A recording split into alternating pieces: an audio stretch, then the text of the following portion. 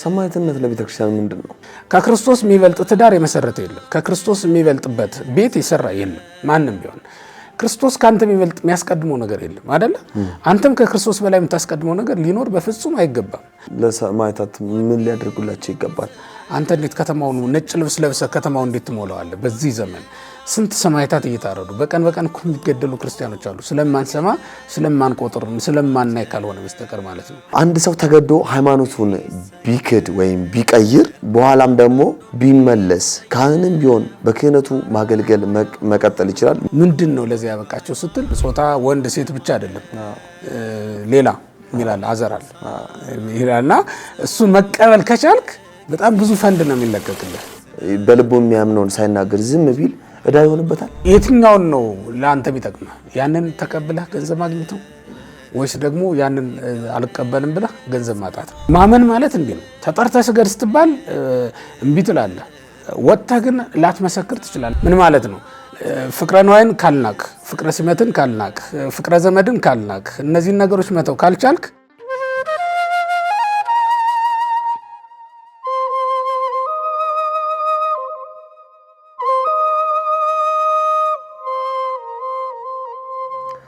ሰላም ጤና ይስጥልኝ። በመላው ዓለም የምትገኙ ወደ ቀንዲል ሚዲያ ቤተሰቦቻችን እንደምን አላችሁ? ሰላም እግዚአብሔር ከሁላችንም ጋር ይሁን። ይህ ቀንዲል ሚዲያ ነው። መራግብራችንም ተወዳጁ ፍትሐ ነገሥት መራግብር ነው። ዛሬም እንደተለመደው ከሳምንቱ የቀጠለ አንቀጽ 20 በእንተ ሰማዕታት ይዘንላችሁ ቀርበናል። ክቡር ሊቀ ሊቃውንት የኔታ ስምዐኮነ መላክ እያብራሩ እያስተማሩን ቆይታቸውን ከኛ ጋር ያደርጋሉ። እናንተም እስከ መራግብር ፍጻሜ ከኛ ጋር ቆይታችሁን እንድታደርጉ በአክብሮት ግብዣዬን አቀርባለሁ። ከወደ ሊቃውንት እንኳን ደህና መጡልን። እንኳን ደህና ቆያችሁኝ። እንደምናችሁ እግዚአብሔር ይመስገን። እንግዲህ እንደ እግዚአብሔር መልካም ፈቃድ አንቀጽ 20 ደርሰናል።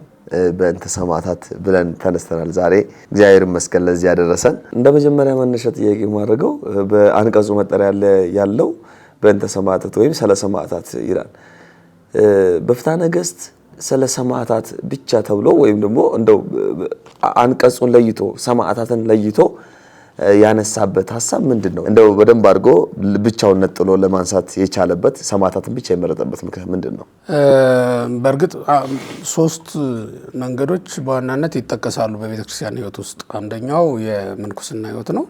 ባለፈው አንስተናል አንቀጽ 10 ላይ። ሁለተኛው ደግሞ የጋብቻ ሕይወት ነው። ወደፊት እናመጣዋለን። አንቀጽ 24 ላይ ስንደርስ የምናመጣው ነው የሚሆነው። ይሄኛው አንቀጸ ሰማዕታት ነው። ራሱን ችሎ ደግሞ የሰማዕትነት ሕይወትም ራሱን የቻለ አንድ የአገልግሎት ዘርፍ ነው።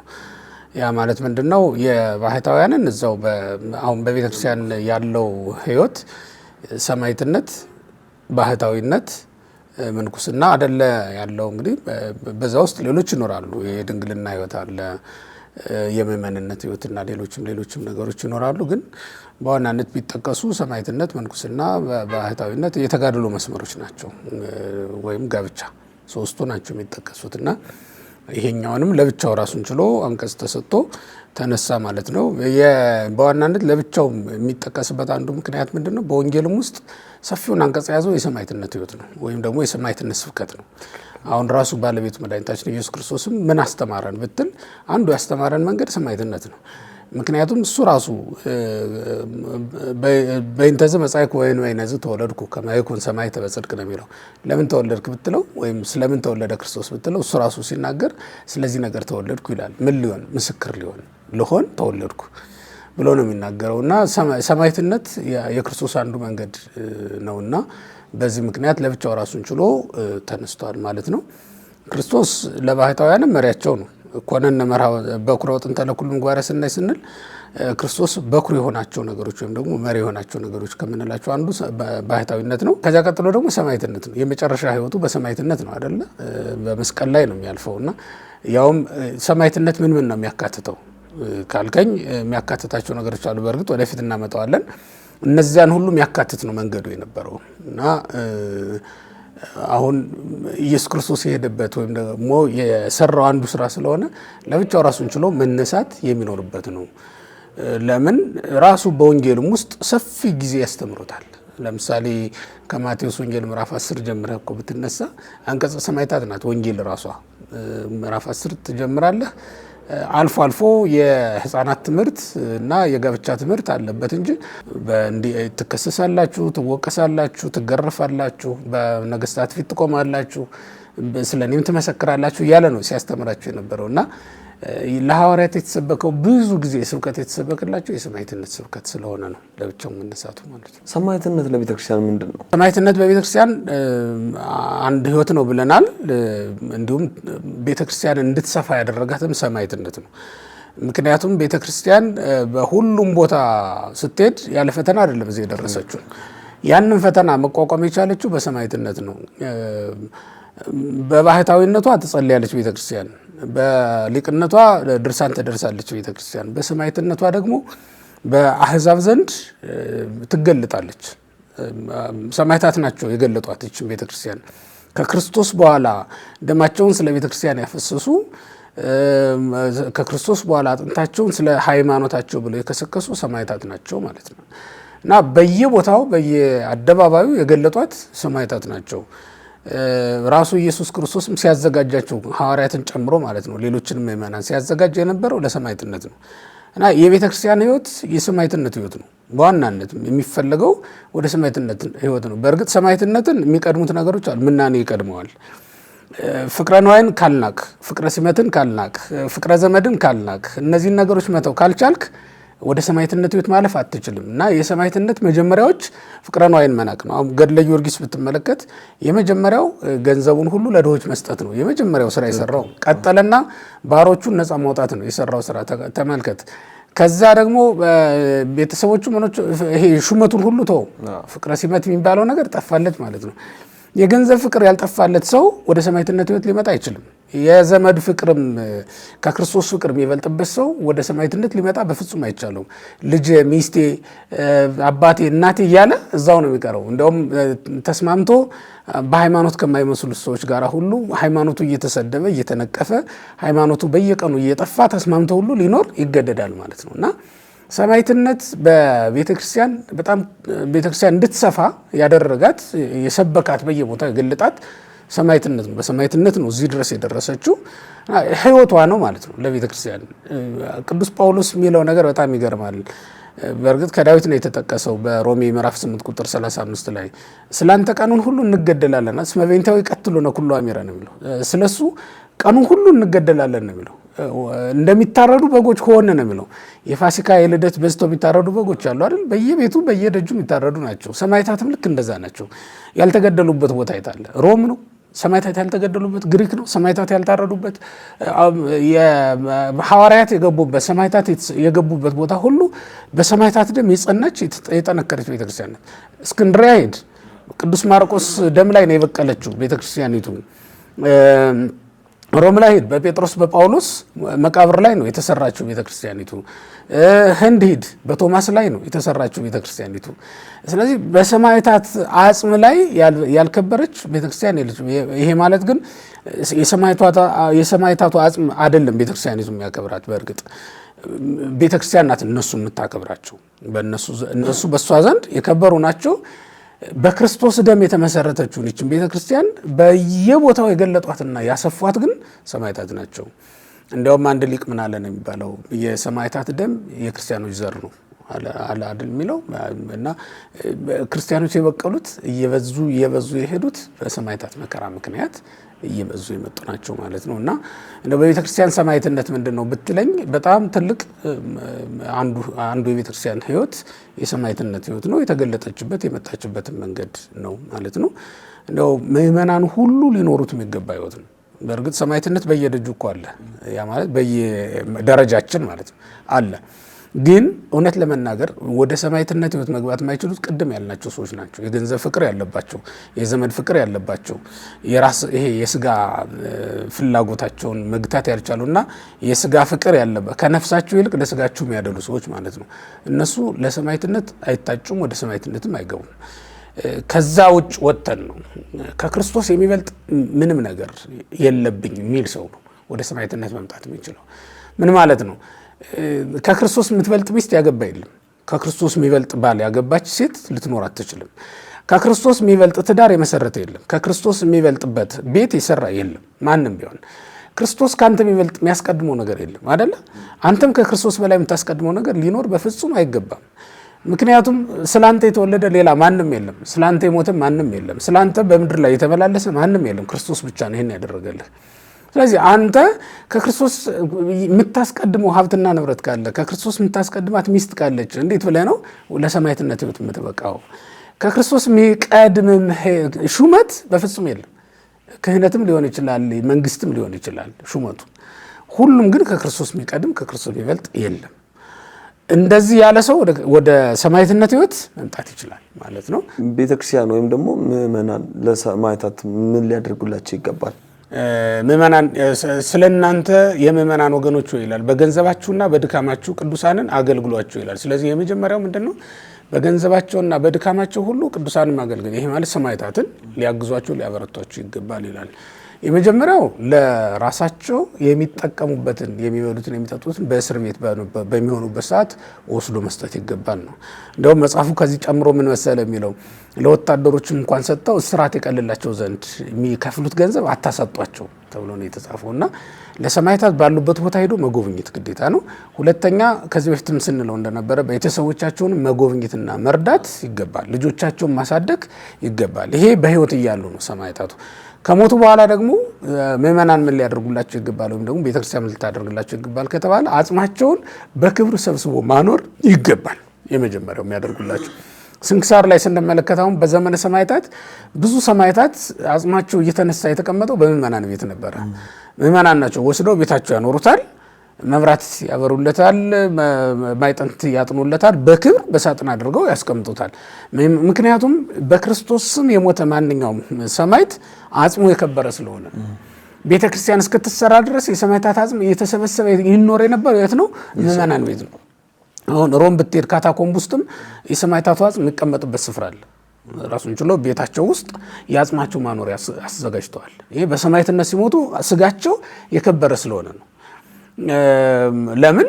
በክርስቶስ ስም የሞተ የክርስቶስ ማህተም ያረፈበት ነው። ገብቷል?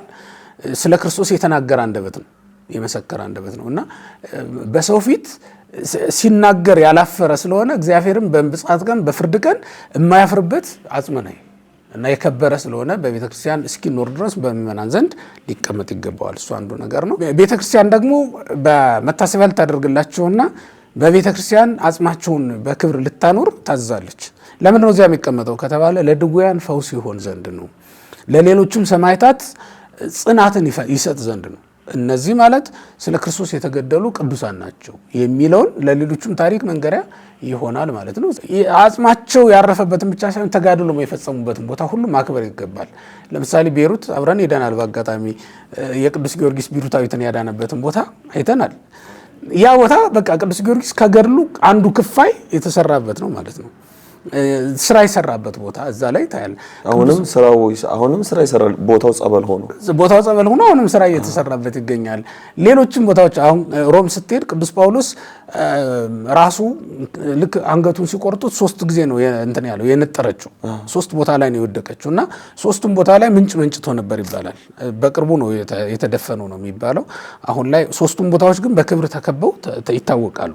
ዛሬም ይታያሉ፣ በካቴድራሉ ውስጥ ይታያሉ። እና እነዛ ቦታዎች አሁን ምእመናን ሁሉ ሄደው የሚስሟቸው የሚሳልሟቸው ቦታዎች ነው። ምክንያቱም ስለ ክርስቶስ የተገደለ የጳውሎስን ራስ ያረፈችበት ቦታ ስለሆነ ቅዱስ ስለሆነ ማለት ነው። ይሄንን ሊያደርጉላቸው ይገባል። በቤተ ክርስቲያን ሊደረግላቸው ደግሞ ምእመናን ሊያደርጉላቸው የሚገባ አንዱ ነገር ይሄ ነው ማለት ነው። ከዛ መታሰቢያቸው ማድረግ ነው። እንዲህ እያደረገ እያለ ይቀጥላል። መቼስ በመጽሐፍ ቅዱስም በሰው ፊት የመሰከረልኝን በሰማይ ባለው በአባቴ ፊት እመሰክርለታለሁ ብሎ በመጽሐፍ እናነባለን። ሰማዕትነት በመጣ ጊዜ በልቡ የሚያምነውን ሳይመሰክር ዝም ቢል፣ በልቡ የሚያምነውን ሳይናገር ዝም ቢል ዕዳ ይሆንበታል። ተናግሮ መከራውን የማይችል ከሆነ ዝም ሊል ይችላል ለጊዜው።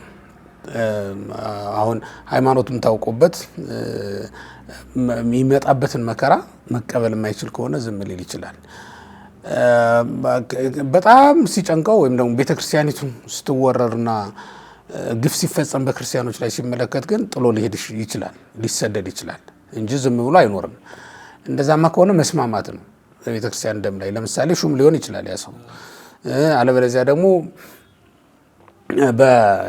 በሀገር ላይ የተከበረም ሰው ሊሆን ይችላል እና በክርስቲያኖች ላይ የሚፈጸመውን ግፍ እያየ ዝም የሚል ከሆነ እሱ ደግሞ ሌላ በግብር መካድ ነው የሚሆነውና እንደዚህ አይነት ሁኔታዎች ሲያጋጥሙ አገር ለቆ ሊሰደድ ይችላል። ለምሳሌ የቅዱስ ቂርቆስ እናት እንዳደረገችው ማለት ነው። ልጇን ይዛ ተሰደደች አይደል የሚለው። እዛ ሄዳ ክርስቲያን ነኝ አላለችም፣ ዝም ብላ ነው የኖረችው። ግን ስትኖር ክርስቲያን መሆኗ ታወቀና ሰዎቹ ምን አሉባት? ገለጡባት ማለት ነው። በተገለጠባትም ጊዜ ፍርሃት ይዟታል። ስለ ልጇም ስለ ራሷም ፍርሃት ይዟታል።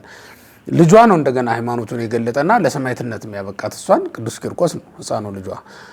እንዲህ ባለ ሁኔታ ያሉ ሰዎች አቅማቸው ካልቻለ መሰደድ ነው የሚያደርጉት። ሰማዕትነት ሁለት መንገዶች ነው ያሉት። አንዱ ፊት ለፊት እውነትን መስክሮ መሞት ነው። ሁለተኛው ደግሞ መሰደድ ነው። ስለ ሃይማኖት ሁለቱም ክርስቲያኖች ናቸው። ሁለቱም ሰማዕታት ናቸው ለኛ በቤተ ክርስቲያን ማለት ነው። በዘመነ ዲዮቅልጥያኖስም እንደዚያ ነበር ይባላል። ከተማውን ለቀው የሮምን ከተማ ለቀው የሚወጡ ክርስቲያኖች አሉ። ወደ ሮም ከተማ ደግሞ የሚገቡ ሰዎች አሉ። ለምን ወደ ሮም ከተማ የሚገቡት? ለመገደል ነው። በንጉሱ ፊት ባላውያን ፊት መስክረው ለመሞት ነው። ከንጉሱ ከተማ የሚሰደዱት ደግሞ ሃይማኖታቸውን ላለመካድ እንዳይሞቱ ፈርተው እንዳይክዱ ደግሞ እግዚአብሔርን አምነው መኖር ስለሚፈልጉ የሚሰደዱ ናቸው። ሁለቱም ግን እግዚአብሔር ሰማዕትነታቸውን ይቀበለዋል። ሃይማኖታቸውንም ለማስፋትም ለዛም ይጠቅማል። በሚሄዱበት ቦታ ሃይማኖት ይሰፋል። አሁን የቅዱስ ቂርቆስ እናት በሄደችበት እኮ ተጋድሏቸውን ፈጸሙ። በዚያ ደግሞ ሰማዕትነታቸው ተገለጠ እኮ፣ ክብራቸውም ተገለጠ። የመጀመሪያውን ቤተክርስቲያን መስፋፋት ምክንያትም የቅዱስ እስጢፋኖስ በድንጋይ መወገር እንዳለ ቅዱሳን ወይም ደግሞ ክርስቲያኖች እንዳለ በተናቸው 8000 ምዕመናን የተበተኑት በቤተክርስቲያኑ ታላቅ ስደት ሆነ ነው የሚለው የሐዋርያት ሥራ ምዕራፍ 8 ስታየው በቤተክርስቲያኑ ታላቅ ስደት ሆነ ይላል። ይሄ ስደት ቤተክርስቲያን የጠቀመ ስደት። አዎ ለምን እዛው እንዳይሞቱ እንደ እስጢፋኖስ አልጨከኑም። ስለዚህ ተበተኑ። በየሄዱበት ክርስትና ተሰበከ። ቅዱስ ጴጥሮስ መልእክት እንዲጽፍ ያደረገው እኮ ያ ስደት ነው። በተለያዩ ሀገሮች የተበተኑ ስለነበሩ በተለይ 5ቱ ሀገሮች ይጠቀሳሉ በዛው በመጽሐፉ እንደተጠቀሰውና ስደቱም ለቤተክርስቲያን ጠቃሚ ነው፣ ሞታቸውም ጠቃሚ ነው። ሁለቱም ነው የጠቀማት ቤተክርስቲያንን ለማለት ነው። ከዚያ ውጭ ደግሞ ምን አለ መሰለ እንደነ ሰለስቱ ደቂቅና እንደነ ዳንኤል አይነት ሁኔታ ሊገጥም ይችላል። ተማርከው ሄዱ ናቸው። እግዚአብሔር በማይመለክበት ሀገር የሚኖሩ ናቸው። ስርዓት አምልኳቸውን ግን አያቋርጡም። ይሄ በእነሱ ዘንድ የጸና እምነታቸው ነው። ስርዓት አምልኳቸውን አያቋርጡም። ጠላቶቻቸው አጥንተው ምን አገኙባቸው? በሃይማኖታቸው ካልሆነ በሌላ ነገር መከሰስ እንደማይችሉ ስለገባቸው የሰሩትን ሴራ መጽሐፍ ቅዱስ ይነግረናል። በተለይ ዳንኤል መጽሐፍ ምዕራፍ 6ን ስንመለከት በሃይማኖቱ ካልሆነ ዳንኤልን በምን እንከሰዋለን እያሉ ነበረ ይላል። እና ልክ እንደዚህ ተቃውመህ ጣዖት ሲቆም ዝም ላትናገር ትችላለህ። አሁን ዳንኤል አልተናገረም። ይሄ በዱራ ሜዳ ላይ የቆመውን ጣዖት ሰለስቱ ደቂቅም አልተናገሩም፣ ዝም ነው ያሉት። ተጠርተው ስገዱ ሲባሉ ግን እምቢ ነው ያሉት። አሁን ማመን ማለት እንዲህ ነው። ተጠርተህ ስገድ ስትባል እምቢ ትላለህ። ወጥተህ ግን ላትመሰክር ትችላለህ። አቅም አንሶህ ነው እንጂ ብትመሰክር መልካም ነበረ። ሆኖም ሲጠሩ የመሰከሩት ምስክርነት ለሰማዕትነት አብቅቷቸዋል። እንተንም እኛንም የፈጠረ አምላክ አለ፣ አንተ ላቆምከው ምስል ግን በፍጹም አንሰግድም፣ ይሄንን አናደርገውም ነው ያሉት። ይሄ አቋም ነው በክርስቲያኖች ዘንድ ሊኖር የሚገባው። ሆኖም ግን ሃይማኖታቸው እንደው መከራ መጥቶባቸው ሃይማኖታቸውን ከሚያስገዳቸው ስርዓት አምልኳቸውን እየፈጸሙ እየጸለዩ ግን ሊኖሩ ይችላሉ። ተስማምተው ማለት አይደለም። እየጸለዩ ጊዜ እስኪገልጣቸው ድረስ የሚኖሩ ናቸው። እንደዚህ አይነት እንደ ዳንኤል አይነት አካሄድ የሚሄዱ ናቸው። አንዳንድ ጊዜ በጥበብ መኖርም ጥሩ ነው። ቅዱስ ጳውሎስ የስብከት ዘዴው በጣም የሚገርምህና ልዩ የሚሆንብህ ምን እንደሆነ ታውቃለህ? አንዳንዴ በስራቱ ወቅት ሊያድኑት የሚችሉ የጥበብ መንገዶችን ይጠቀማል። ለምሳሌ በአንድ ወቅት ከሳሾቹ ፈሪሳውያንና ሰዱቃውያን በጋራ ሆኖ መጡ ይላል። ተስማምተው ነው የመጡት እና ቅዱስ ጳውሎስ ነው ተከሳሹ። ግን ለነሱ ምን አላቸው? ስለ ክርስቶስ አይደለም ነበር ያኔ የታሰረው፣ ስለ ክርስቶስ ነው። ግን ለነሱ የሚነግራቸው ነገር ምንድን ነው?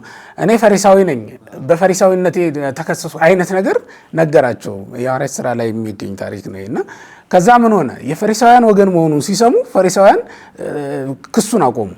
እንደውም በመካከል እኔ ሰዱቃውያን የማያምኑትን ትንሣኤ ሙታን አለ ብዬ ስለሰበኩ ነው ያላቸው። እሱ የሚሰብከው ክርስቶስ ተነሳ ብሎ ነው።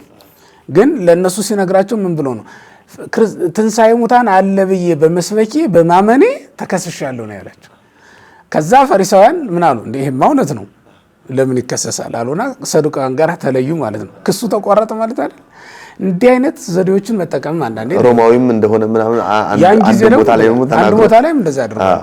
ምዕራፍ 23 ላይ ነው እንደሱ ያለው። አንድን ሮማዊ ሰው ዝም ብሎ መግረፍ ዝም ብሎ መግደል ይቻላልን ብሎ ሲናገር ሮማዊ ነው እንዴ ብለው ደንግጠው ግርፋት እና መከራ ሲቀልለት እንመለከታለን። እና እንዲህ አይነት ፈሊጦችን መጠቀም ጥሩ ነው። አንዳንዴ ዝም ብለን በሃይማኖት ፈሊጥ የሌለው አይደለም፣ ስብከትም እንደዛው ነው የሚሆነው። እና ማገልገል በምትችልበት መልኩ ማገልገል ስላለብህ ነው እንደዛ የምታደርገው ማለት ነው። እና ሰማዕታት በእንደዚህ አይነት ህይወትም ሊኖሩ ይችላሉ። ውስጣቸው ግን የታመመ ሊሆን ይገባል። እውነት ለመናገር በእንደዚያም አይነት ሁኔታ ሆኖ እየኖሩ ውስጣቸው አዘንተኛ ነው። ያ ማለት እየተራቡ እየጾሙ እየጸለዩ ፈጣሪያቸውን በመለመን ይጠበቅባቸዋል በዚያ ሰዓት። ምክንያቱም በእኛ ዘመን እንኳን ብንወስደው ብዙ ክርስቲያኖች እኮ መከራ እየተቀበሉ ነው። አንተ እንዴት በልተህ ጠጥተህ ትደሰታለህ? አንተ እንዴት ከተማውን ነጭ ልብስ ለብሰህ ከተማውን እንዴት ትሞላዋለህ? በዚህ ዘመን ስንት ሰማዕታት እየታረዱ በቀን እኮ የሚገደሉ ክርስቲያኖች አሉ። ስለማንሰማ ስለማንቆጥር ስለማናይ ካልሆነ በስተቀር ማለት ነው። በሃይማኖታቸው ምክንያት ከስራ የሚፈናቀሉ፣ በሃይማኖታቸው ምክንያት ከሀገር የሚሰደዱ እኮ ክርስቲያኖች ሊኖሩ ይችላሉ። እነሱን ማሰብ ይኖርብናል። ለዚህ ነው ይሄን መጽሐፍ ወይኩኑ ሰማዕታት በኀቤክሙ ክቡራን ነው የሚለው። በእናንተ ዘንድ የከበሩ ይሁኑ ይላል። በልብህ ምን ጊዜም ስለ እነሱ ማሰብ አለብህ፣ መጸለይ አለብህ። ስንሰማ ነበር አንዳንድ ዜናዎችን በሰሞኑም ሃይማኖታቸውን ምክንያት በማድረግ ከሀገራቸው የሚያፈናቅሏቸው የሚያሳድዷቸው ሰዎች እንዳሉ እየሰማን ነው። እና ይህን እየሰማህ መኖር የለም። እውነት ለመናገር ዝም አይባልም። ህንፃ እንኳን ሲቃጠል ያሳዝናል፣ እንኳን የሰው ልጅ እና እሱን እያሰቡ መኖር ይገባል ማለት ነው። በዛም ላይ ከአንዱ አገር ላይ መከራ ሲያበዙባቸው ወደ አንዱም ሽሹ የሚልም ሐሳብ ታዟል። ይገድሏቸዋል እንደተባለ ሁሉ ያሳድዷቸዋል ተብሏል። እና መሰደድም አንዱ እንትን ነው፣ ትእዛዝ ነው፣ የታዘዝነው የሰማዕትነት መንገድ ነው። ይሰድዱክሙ በቃሌታ ማቴዎስ 5 ላይ እንደውም የመጀመሪያው ቀን ስብከት ከቁጥር 10 ጀምሮ ስንመለከት ስለ ሰማዕታት ነው። ስለ ስሜ ትሰደዳላችሁ፣ ሲነቅፏቸውና ሲያሳድዷችሁ ግን ደስ ይበላችሁ የተባለውና ሰማዕትነት ማለት ደስ እያለ የምትቀበለው መከራ ማለት ነው። አንድ ሰው ሳይጠመቅ ሰማዕት መሆን ያምረዋል። ነገር ግን ሰማዕትነቱን ሳይጠመቅ መቀበል ይሻለዋል ወይስ እስከሚጠመቅ ድረስ ሰማዕትነትን ሳይቀበል ዝም ብሎ ቢኖር ይሻላል? ሃይማኖቱን ደብቆ ማለት ነው። ሃይማኖቱን ደብቆ በውስጡ ያመነውን ማለት ነው። መጠመቅ ያው ማለት ሰማዕት መሆን ያማረው አምኖበት ነው፣ ግን አልተጠመቀም። ሃይማኖት አለ በውስጡ ግን አልተጠመቀም። እስከሚጠመቅ ሰማዕትነቱን ቢያልፈው ይሻላል ወይስ የድሮ ሰማዕትነትን ቢቀበል ይሻላል? እውነት ለመናገር እንዲህ አይነት አጋጣሚዎች ያጋጥማሉ። ያ ማለት ምንድነው? አስቡበት አይደለም የሚያምነው። የሰማዕታቱን ተጋድሎ እና ጽናታቸውን አይቶ ነው የሚያምነው። በገድለ ጊዮርጊስ ላይ እኮ ስንመለከት የንጉሱ ሚስት ራሷ አምናለች። ባመነችበት ቅጽበት ግን ካህን መጥቶ ሊያጠምቃት አይቻለውም። ጊዜውም አይበቃም፣ ሁኔታዎቹም ምቹ አይደሉም። ልክ አሁን እኛ በምንጠመቅበት መንገድ በምንሄድበት መንገድ ፕሮሲጀሩን ጠብቆ ይሄድ ቢባል ሊሆን የሚችል ነገር አይደለም።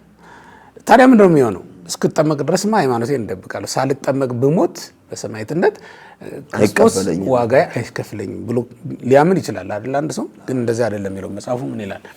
ያልተጠመቀ ሰውም ይላል ልቡ አይዘን፣ ስለ ክርስቶስ የተቀበለው መከራ የተመረጠ ጥምቀት ይሆንለታልና። ተሰምተዋል። የሞቱን ምሳሌ በተቀበለ ጊዜ በጌታ ምሳል ሞቷልና ነው የሚለው። ጥምቀት ማለት እኮ በጌታ ምሳል መሞት ማለት ነው።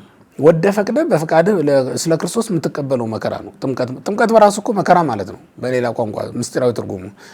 ይሄ ከሆነ ስለ ክርስቶስ የሞተም ሰው ደግሞ ስለ እውነት የሞተ ማለት አይደል? ክርስቶስ ማለት ምን ማለት ነው? ስለ እውነት የሞተ ማለት እኮ ነው። ስለ እውነት መሞት ክርስቶስ የሞታትን ሞት መሞት ነው። እውነትነቱ ደግሞ ሰማያዊ እውነት ነው፣ ስለ ምድራዊ እውነት አይደለም። ምድራዊ ሹመት ምድራዊ እንትንም እኮ አለ። የምድራዊ ሀገርን ማስጠበቅ ርስት ቢገፋ ወንድምን ቢገፋ ምን የሚል እሱም እኮ እውነት ነው በደረጃው። ግን ስለ ክርስቶስ መንግስት ነው ይሄ ሰው የሞተውና ይሄ በልቡ አይዘን ነው የተባለው። ምክንያቱም ሞቱ የክርስቶስን ሞት መስላለታለችና ነው የሚለው። የደም ጥምቀት ብለን እንደውም በአንቀጸ ጥምቀት ላይ አንስተናል። ተመልካቾችም ያስታውሱታል ብዬ አስባለሁ። የእንባ ጥምቀት ብለን ያነሳነው አለ። ለሰማዕታት የምትደረግ ጥምቀት ናት ያች። ደማቸው ወይም እንባቸው ራሱ መከራቸው ጥምቀት ሆኗቸው መንግስተ ሰማያት የሚገቡ ስለሆነ ወዲያውኑ ሃይማኖቱን ገልጦ ሊሞት ይችላል። ቅዱስ ጊዮርጊስን እኮ ዱዲያኖስ ጊዜ ይድራስ ተራራ ላይ ወስደው ደብረ ይድራስ የሚባለው ላይ ወስደው የዘሩት ሰዎች 3 አገልጋዮች ናቸው። ገድሉ ስማቸውን ይጠቅሰዋል። እነዚያ ሰዎች ተከትለው ሄደው ቅዱስ ጊዮርጊስን ከተነሳ በኋላ ማለት እሱን ተከትለው ሄደው ሰማዕታት ሆነው ነው የሞቱት። ተጠምቀው ግን አይደለም።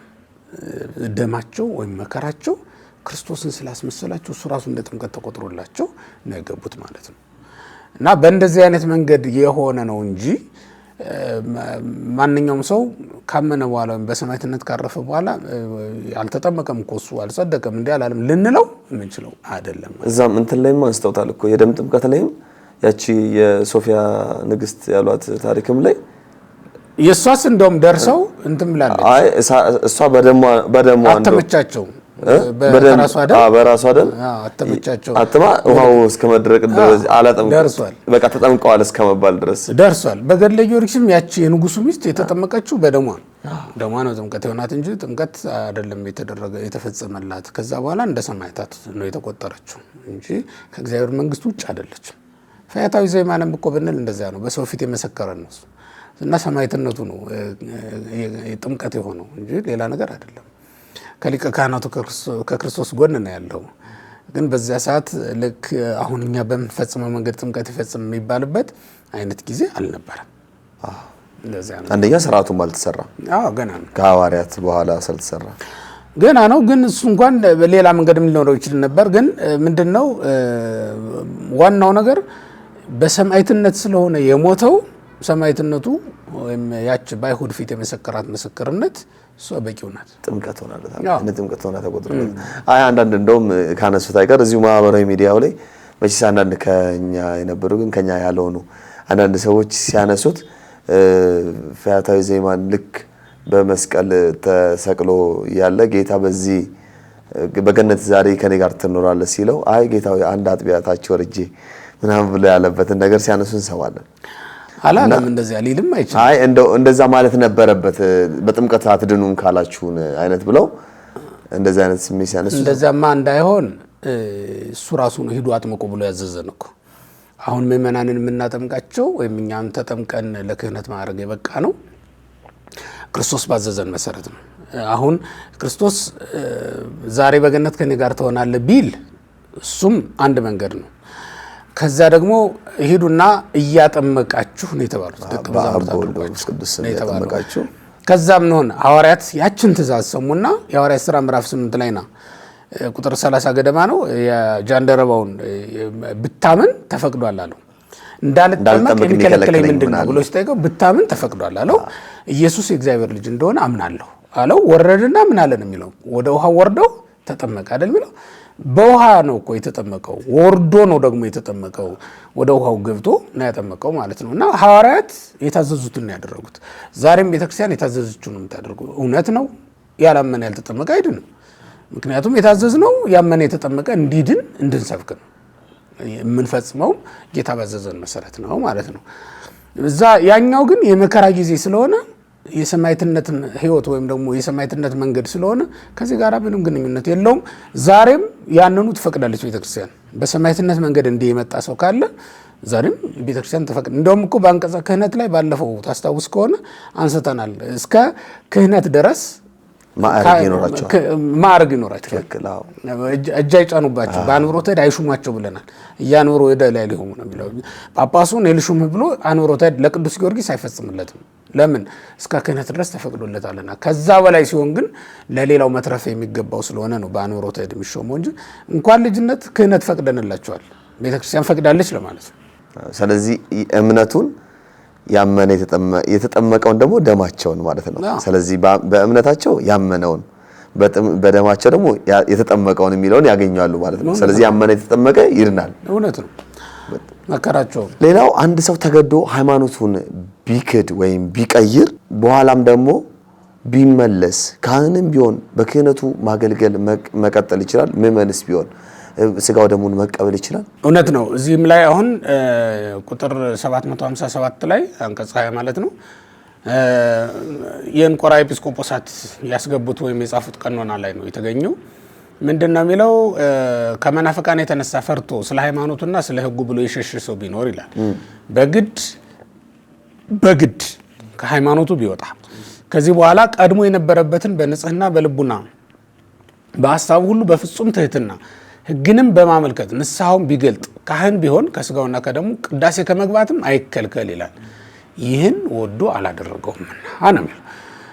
አሁን እዚህ ላይ ማየት ያለብን አንደኛ በግድ ነው፣ ሁለተኛ ወዶ አላደረገው። ሾምበት ሸልም። አሁን አንዳንዴ ሹመት ሽልማት ፈልገው የሚሄዱ አሉ።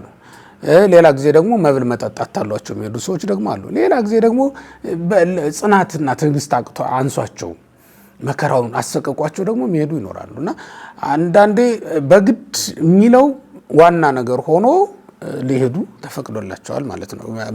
ሊሄዱ ይችላሉ። ግን ሲመለሱ ካህንም ከሆነ ቀኖናውን ሲጨርስ ወደ ክህነቱ ይመለሳል። ምእመንም ከሆነ ወደ ስጋውና ወደ ደሙ ተመልሶ እንደውም ከዛ በኋላ ራሱ ወደ ክህነት ማዕረግ የማደግ ዕድል የሚኖረው ሆኖ ከተገኘ ወደ ክህነት ማዕረግ ሁሉ እንዲያድግ ተፈቅዶለታል ማለት ነው። ምእመንም ቢሆን ይሄንን ወዶ አላደረገውምና የሚለው ግን ይሰመርበት። ያ ማለት ነው የትምህርት ዳይጽ አግኝቶት አጋጥሞት አይደለም፣ ግዴታዎች ናቸው። እሳቱን ስለቱን መቀበል አልችል ብሎ ያደረገው ጉዳይ ስለሆነ ነው እንደዛ የሚሆነው ማለት ነው። ምናልባት ወዶ ፈቅዶ ቢልስ?